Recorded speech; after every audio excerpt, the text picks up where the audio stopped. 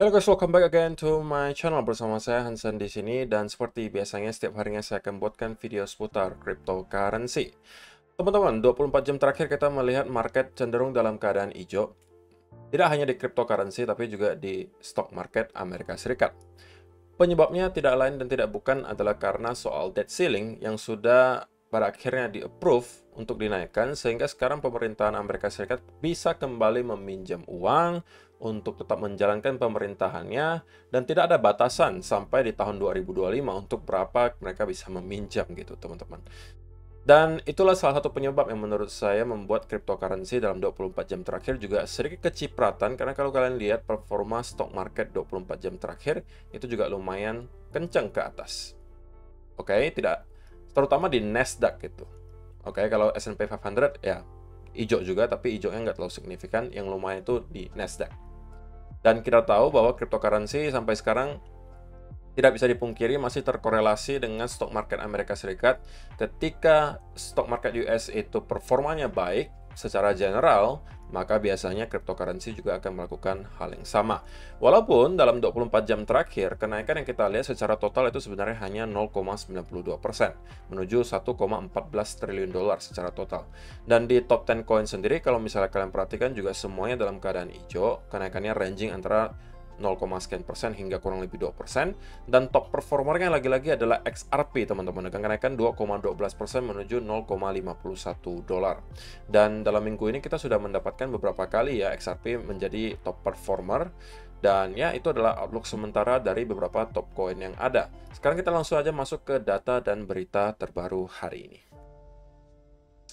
Nah, sekarang kita sudah berada di awal bulan Juni lagi, teman-teman. Setelah kita closing bulan Mei kemarin itu dalam keadaan merah, dan memang kita sudah bahas ya di awal bulan Mei kemarin, memang saya expect antara bulan Mei atau Juni harusnya sudah bakalan merah. Karena biasanya Bitcoin itu kalau ngelihat candle monthly yang hijau, itu maksimal biasa 4 atau 5 kali saja secara beruntun. Sisanya itu pasti akan ada merahnya.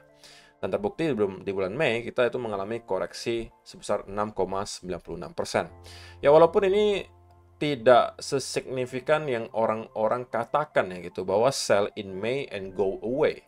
Ya rupanya koreksi yang terjadi pun hanya sekitaran 6,96%. Berbeda dengan yang kita lihat di tahun 2022 dan 2021, teman-teman. Ketika itu kita melihat masing-masing di bulan Mei itu terkoreksi 35,38%, di tahun 2022 itu 15,56%.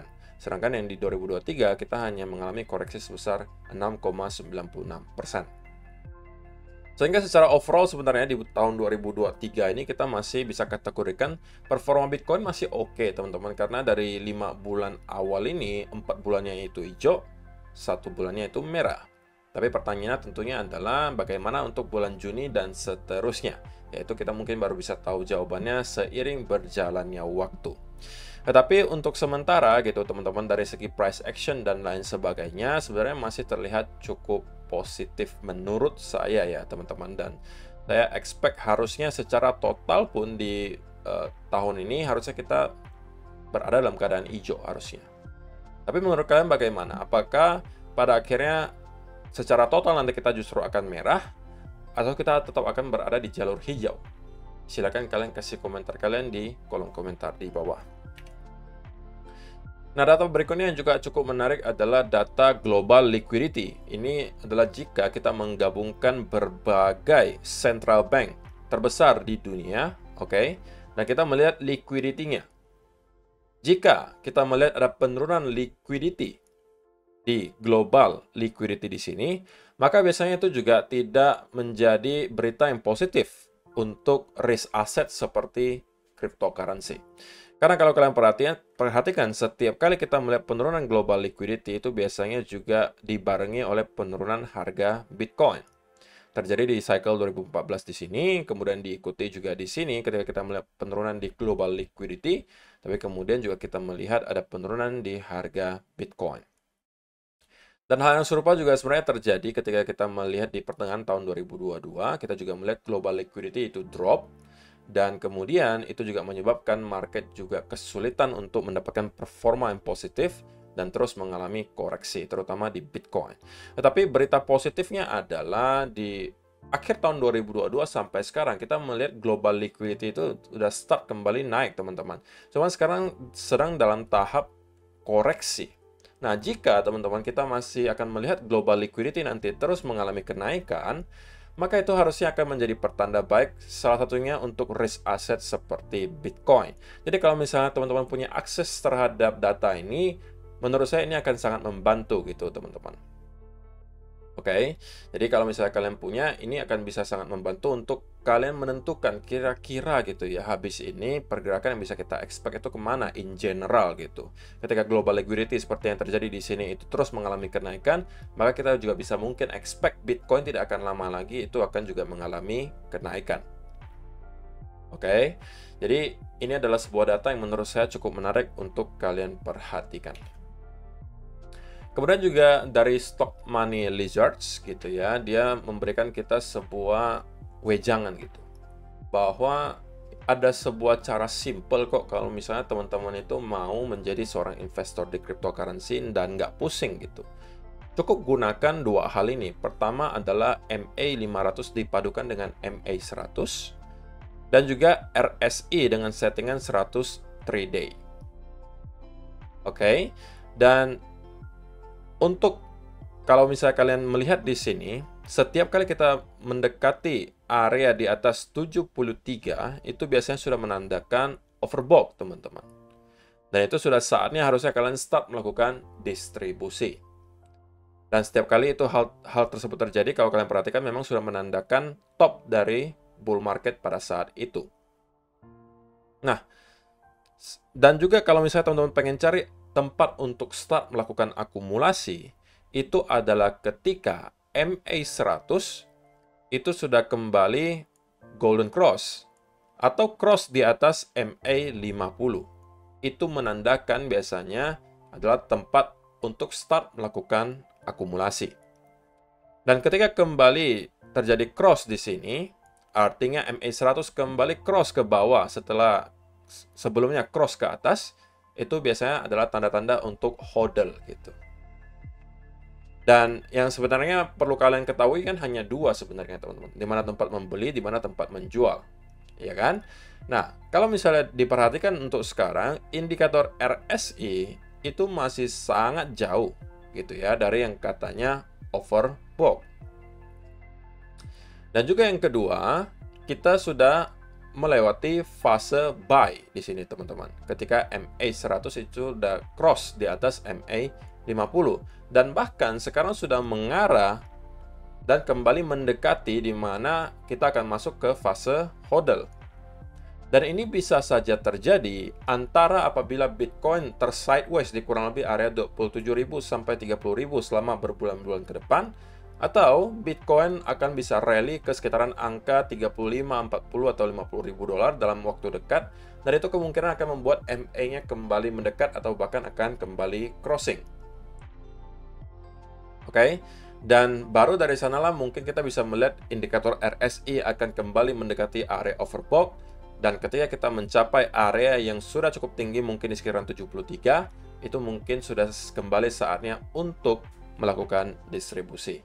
Jadi berbagai indikator yang ditujukan selama beberapa hari terakhir menunjukkan bahwa kita harusnya gitu ya, probabilitasnya lebih besar berada di awal fase bull market daripada sebuah relief rally. Tapi in the end of the day, sekali lagi teman-teman, semuanya itu dalam bentuk probabilitas. Makanya saya tidak pernah menyatakan bahwa pasti habis ini kita akan naik, tapi semuanya dalam bentuk probabilitas. Dan semua indikator yang kita bahas dalam beberapa hari terakhir menunjukkan probabilitasnya lebih tinggi bahwa kita sudah menemukan bottom bear market dan kita berada di fase awal sebuah bull market yang baru. Tapi itu bukan berarti teman-teman harus all in semua cash yang kalian punya ke kripto, karena kalian harus juga aware akan resiko bahwa prediksi dan analisa yang kita lakukan ini salah, dan rupanya kita justru misalnya mendapatkan black swan event lagi secara tiba-tiba dan drop membentuk lower low baru. Kalian harus punya sisa cash untuk dapat memaksimalkan peluang yang nanti sewaktu-waktu dikasih. Kalau memang ternyata tidak ada dan kita langsung terus mengalami kenaikan dari sini, ya kalian sudah punya exposure di market. Tidak perlu all in gitu, teman-teman. Dan tidak pernah disarankan untuk all in. harus sediakan cash reserve untuk sewaktu-waktu kalau dikasih ada peluang secara tiba-tiba mendadak, kalian masih punya dry powder untuk memanfaatkan. Oke? So, itu adalah beberapa data dan berita hari ini yang pengen saya sampaikan untuk kalian, teman-teman. Sekarang kita langsung masuk ke chartnya Bitcoin, dan saya pengen mulai dari 1 hour chart terlebih dahulu. Nah, untuk teman-teman yang kemarin menonton video saya sudah sampaikan juga bahwa kemarin saya tidak mendapatkan ada setup baru lagi yang bisa dimanfaatkan gitu ya, karena menurut saya market untuk sekarang masih bergerak cenderung sideways, tidak ada clue yang terlalu signifikan yang dikasih ke saya juga untuk saya manfaatkan. Tetapi yang bisa saya lihat di sini adalah di 15-minute chart bahwa penurunan yang kita lihat di sini itu tidak lagi terlalu impulsif, teman-teman. Oke, penurunan yang kita lihat di sini itu tidak lagi sama dengan yang kita lihat di sini. Tidak sama juga dengan yang kita lihat seperti ini. Alias pergerakannya cenderung korektif sudah. Sehingga sekarang saya mulai flip gitu ya. Untuk short term, cenderung justru saya ke arah bullish sekarang, teman-teman. Short term ya, short term bullish. Dan kalau misalnya teman-teman memang pengen manfaatkan, maka mungkin baru bisa didapatkan setup-nya apabila kita mendapatkan breakout di atas area di sini. Oke, itu bisa menandakan dua hal. Pertama, kita sudah breakout dari area trendline resistance di sini. Kedua, kita juga bisa jadi memvalidasi potentially double bottom di sini. Sehingga itu mungkin bisa dijadikan sebuah setup untuk scalping, teman-teman. Saya tidak sarankan ini teman-teman untuk jadikan sebuah long term trade, tapi hanya untuk scalp. Dan kalau misalnya kalian masuk, katakanlah teman-teman ya, katakanlah di sekitaran area di sini dan kalian memprotek diri kalian di sini, saran saya ya ambil 2:1 itu udah cukup lah, teman-teman. Tidak usah terlalu greedy, nggak usah terlalu muluk-muluk dan mau menargetkan sampai misalnya ke area upper trend line-nya lagi di sini. Karena dalam keadaan kondisi market yang masih sangat tidak menentu sekarang, yang clue-nya juga belum terlalu jelas, walaupun di time frame kecil kita ada mendapatkan sedikit indikasi pelemahan momentum bearish dan ada indikasi bahwa kita akan kembali reverse ke atas, tetapi kalian harus aware bahwa in general market itu masih dalam keadaan sideways. Oke, atau dalam gambaran besarnya di 4 hour chart kita itu masih dalam keadaan sideways. Sideways itu artinya pergerakannya bisa bolak-balik zigzag seperti ini. Dan biasanya volumenya bakalan kecil. Sehingga biasanya memang agak sulit kita untuk dapat trading dengan baik ketika dalam keadaan sideways disertai dengan volume yang rendah. Jadi kalaupun kalian masuk ke sebuah trade dan memaksa masuk di sini, pastikan pertama kalian tunggu dia untuk break di atas area 27.200. Di atas trendline ini juga, kemudian retest, ini mungkin kalian bisa jadikan peluang untuk long. Oke, karena kalian juga harus aware akan potensi di mana hal semacam ini bisa terjadi. Kita hanya breakout sekejap gitu ya, kemudian dibanting lagi ke bawah. Oke, kalau kalian ambil setup di sini, ini menurut saya cukup high risk. Dan saran saya kalau misalnya kalian mendapatkan ada kenaikan yang sudah lumayan signifikan dari sini, secepatnya geser stop loss-nya ke arah entry untuk meminimalisir semua resiko yang bisa terjadi. Nah, untuk yang mau trade sedikit lebih panjang atau long term atau mid term lah at least, kalau kalian merupakan swing trader, saya lebih prefer sekali lagi untuk menunggu Bitcoin dapat breakout di atas area di sini sebelum pada akhirnya saya akan consider untuk mencari peluang untuk kembali long. Sekali lagi teman-teman, saya ini tidak hanya seorang trader, tapi saya juga merupakan seorang investor. Jadi, karena portofolio saya sekarang itu dominannya di spot sebenarnya, saya sebenarnya tidak punya urge atau nggak punya keinginan berlebih untuk trading berlebihan gitu teman-teman. Karena kalau misalnya market naik, ya saya udah punya back di spot gitu. Nggak harus saya memaksa trading lagi. Karena di spot saja saya udah dapat cuannya gitu kan. Jadi kalau ada saja setup yang rapi, setup yang baik, yang menunjukkan probability-nya cukup tinggi, baru saya akan ambil gitu. Dan itu juga yang saya sarankan sebenarnya untuk teman-teman lakukan. Tidak hanya terlalu berfokus untuk trading, tapi juga sisihkan uang untuk taruh di spot aja teman-teman, untuk long term hold.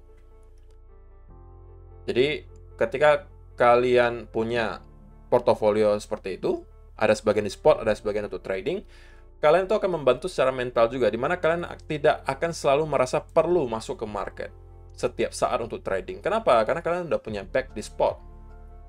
Kalau market naik dari sekarang, ya kalian udah cuan dari back spot kalian. Sehingga kalian bisa lebih sabar menunggu setup yang rapi, oke, dan baru masuk ketika kalian dapatkan setup yang menurut kalian probability kebenarannya itu cukup tinggi. Tapi in the end of the day, untuk short term, saya rasa kita akan melihat Bitcoin untuk start kembali merangkak naik, terutama apabila kita sampai mampu break di atas area di sini. Target pertama tentunya nanti akan di sekitaran 27.500. Kalau ini mampu kita reclaim, saya rasa tidak akan ada alasan bagi Bitcoin untuk tidak kembali nge-retest ke sekitaran area upper trend line-nya, yang harusnya berada di sekitaran area $28.000. Oke, jadi untuk invalidasinya tentunya adalah kalau kita ternyata kembali ke reject dari sini, dan kita membuat ada bearish continuation pattern, maka scenario tersebut sudah terinvalidasi. Dan kalau ini yang terjadi, ini justru akan bisa kita manfaatkan untuk short setup menargetkan ke minimal area 25.800-an, atau next target adalah di area lower channelnya di sini, di sekitaran 24.400-an. Oke, so saya rasa itu aja sih yang perlu saya sampaikan untuk video hari ini, guys. Semoga bermanfaat untuk kalian semua. See you in the next video. Bye-bye.